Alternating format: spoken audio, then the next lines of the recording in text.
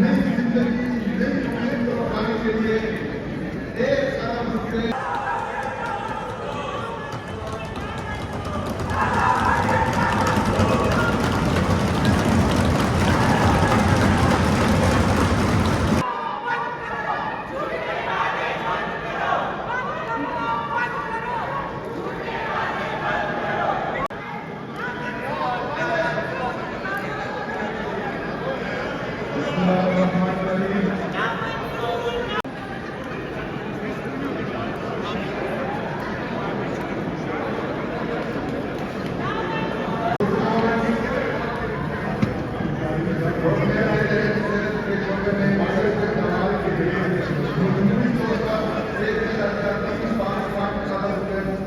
किए गए हैं।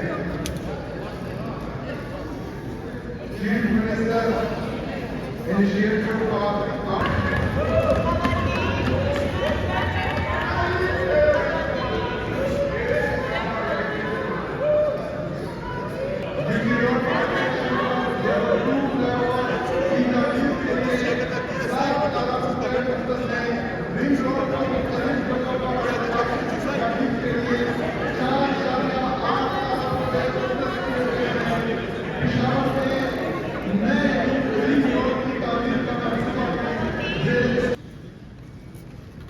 presentation of annual budget for the financial year 2026-27.